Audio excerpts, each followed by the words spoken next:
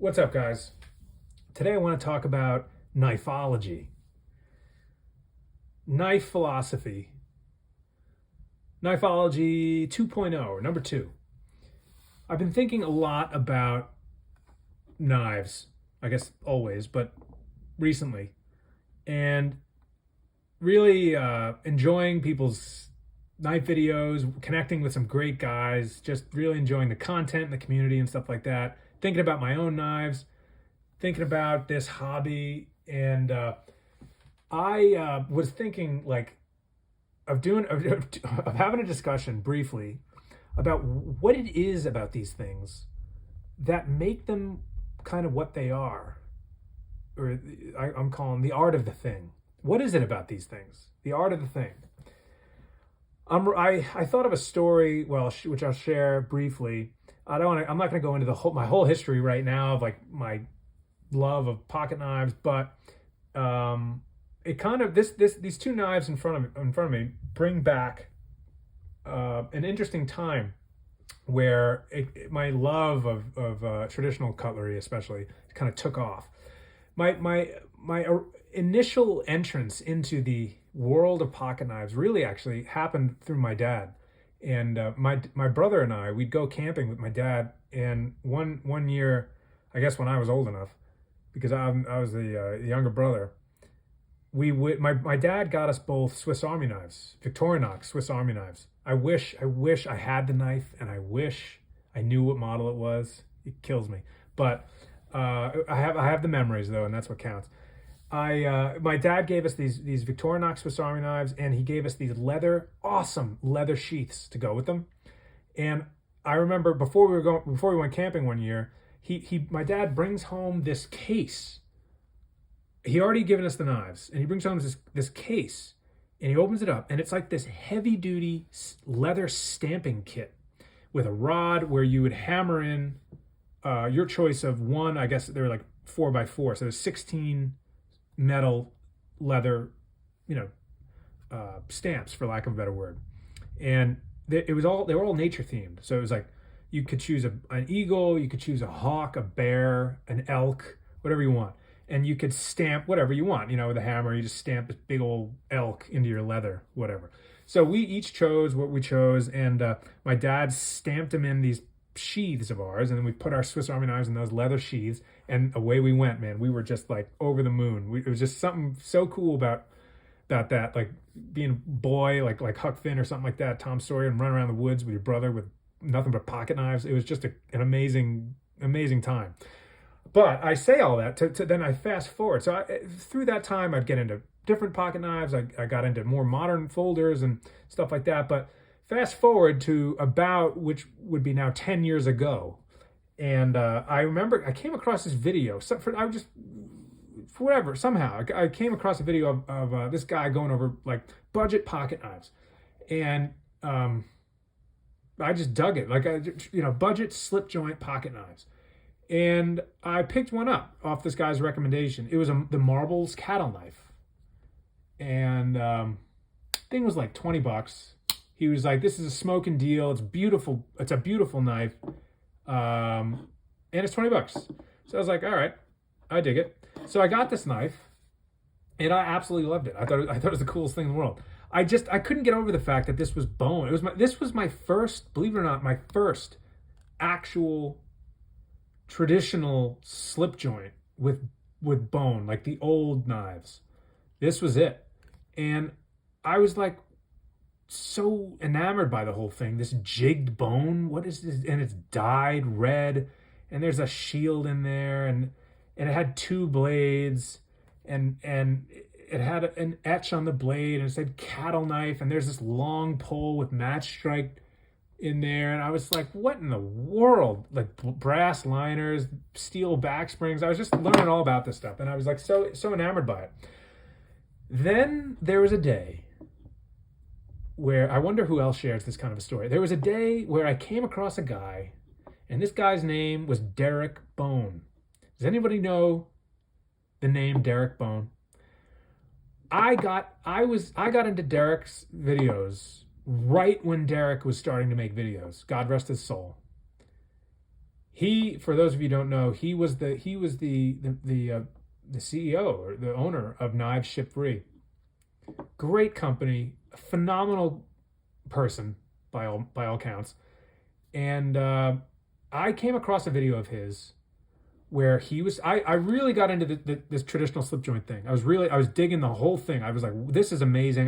What is up with these knives? I gotta check them out. Well, I found this guy Derek Bone, and he started making videos about this company called Great Eastern Cutlery.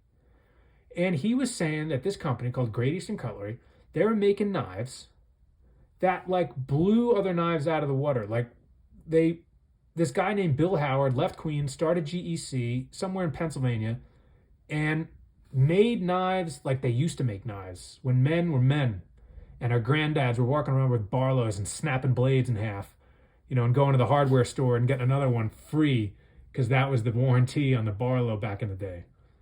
And I was like so just blown away by him talking about these traditional pocket knives made by this company, Great Eastern Cutlery, and how they were just a cut above.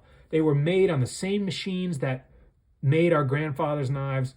They were made the old way, by hand, made in the United States by American workers trying to feed their families, and the highest attention to detail.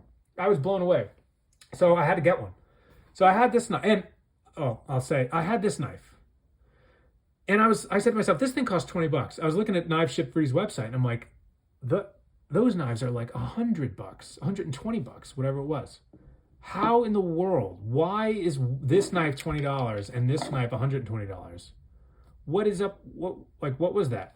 And I remember having this exact thing in my brain going on. I had this knife in my hand, and I was looking at this knife on the website of Knives Ship Free, and I was like, okay, this has got red bone, that's got red bone. This has got jigging, that's got jigging. This has got a shield, that's got a shield. Oh, this has nickel silver bolsters. This one has nickel silver bolsters. This one is lined, so is this one. This one's got 2 blades, so does this one. Brass liners, yep, both of them got brass liners. 2 back springs, yep. And I was just like really hesitating. I thought it was like a marketing gimmick or something. I was like, man, this guy, what is this Derek Bone guy? He's just trying to like say that there's this company out there making amazing knives. Like, I just bought an amazing knife. It was $20. Like, what gives? But that didn't last long because I bought this knife. And man, when this knife came, I understood. I understood what the man was saying. Derek Bone. Then he was putting out all kinds of videos. Like, GEC was just getting going. It was such an amazing company, and they were talking about all these new knives. Derek was talking about all these new knives that he was getting in his shop from GEC, and this was at a time where you could take your time. GEC was making run after run after run, and you could sit back, relax, take a couple of weeks, and go back to his website, and the knives would still be on the website. Imagine those days. But that was how early it was when I was looking at these anyway, and it was just so interesting to me, so amazing. So this knife comes in the mail, and I'm just shocked. I see, they're both pocket knives, slip joint. They don't lock. They're just operated by a back spring under tension, 2 bladed. One's carbon steel, one's stainless steel. I always liked the carbon steel, but I was like, well, anyway. But when they came, I understood, and it really awakened something in me that I really, really fell in love with this company and with these knives. I really did. But all that to say, the art of the thing is not how much money something costs. That's the charm of these knives, including this knife. This knife is just got that same thing that this knife has. The cost of materials and the workmanship, it would be silly to say that it doesn't mean anything, because it does mean something. But I want to say that the art of the thing exists in both examples, and we should never let the cost of it impede our ability to enjoy the hobby. Knife snobbery, you know what I mean? And I don't mean to throw guys under the bus who are knife snobs, because I can be a knife snob sometimes, for sure. But I think as I've gotten older, I realize though that you can't take everything so seriously all the time. Some things you got to take seriously, but some things like hobbies, it's not to say that you shouldn't take it seriously, but to each their own, I guess is my point. But because this is what I'll say about it in a nutshell. There are a lot of guys out there who will only buy American. Or it's not that they'll just only buy American. They'll buy other countries' knives, but they'll buy them that are the knives that are coming out of that country, that are proprietary to that country. Meaning they support labor that is going back to local communities where the knives are being built in that community, providing jobs for those people, feeding those people's families, contributing to that commerce, to that economy, and supporting quality materials regardless of the price, just supporting the thing that way. And I can appreciate that. There's nothing wrong with that at all. If anything, it's the opposite. What happens, the snobbery can sometimes come in where then that person can look down on somebody else for buying a knife made in China or something like that, or made by an American company just overseas, right? Like the work got subbed out somewhere else. And I think that can be problematic. And I think we should be hesitant to judge like that. Sometimes guys can only afford what they can afford. And if this is all you can afford, enjoy this hobby. There's so much to enjoy. There's so much to appreciate. You can use these knives. These knives are users. You can sharpen them up. You can use them till they go dull as a rock. You can sharpen them again. You know what I mean? You snap a blade, you buy another one. But there's so much to the art of the thing is here. It is here. It's also here. But I just think it's important to not draw a distinction too hard and say that you can only enjoy the hobby and the art only exists in something like this. I mean, this is a piece of art. This thing is a functional piece of art, in my opinion. There's so much to say about these knives that are just beyond words sometimes. I mean, this knife has that going on too, but there is something about this knife. You know what I'm saying? Like, this knife is just ridiculous in a lot of different ways. This knife, you can get just as much enjoyment out of, is what I'm trying to say. And so the art of the thing is in both examples. And just because something costs a lot of money doesn't mean that it should be that you can't enjoy the hobby otherwise. So that's what I'm trying to say. The knifeology is that to each their own. This is a hobby, and so much of life really can get serious real fast.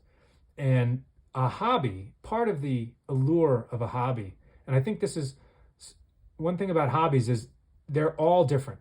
But you could be into tennis, you can be into golf, you can be into pocket knives, you can be into cooking, you can be into gardening. All different knives, all different hobbies. But the one thing that hobbies share in common is that they pull us away from the rhythm and the intensity of life to just enjoy something simple or something that you can learn about on your own speed and kind of cultivate an interest around, and join a community of great guys and talk about them, or kind of just grow in your knowledge and use of something that you like. That's a hobby. And it doesn't part of that attraction is that so many other areas of life are so intense. Like work can be busy. You work, you provide for your family, you try and stay healthy, you do all kinds of things. But the hobby is just there to enjoy. And it should be that way, and it should stay that way. I don't think it's worth barking over stuff that really doesn't need to be barked over. I've said it in another video. Guys who complain about knives made in China are probably wearing t-shirts made in China. There's a legalism that revolves around that snobbery that is ultimately and inevitably, in some way, shape, or form, hypocritical. You buy American here, I buy American there. I buy Chinese there, you buy Chinese there, or Japanese, or Korean, or Indian, or Australian, or any number of places. Spain, Italy, you name the place. Quality is quality. So I'll get off my soapbox.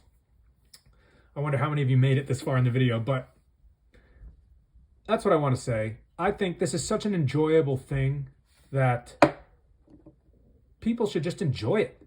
People should just enjoy it. And one of the cool things I've found about this community of guys that I'm discovering on YouTube's is that that's what they do. We talk about amazing knives from all over the world. And it's just a really encouraging, enthusiastic, supporting type group of guys. I think that's awesome. The art of the thing. It's here. It's here. It's there. It's whatever gives you the joy in your hobby. Enjoy it, man. Enjoy it. God bless you guys. Keep your heads up. And let's see some more knives. Later.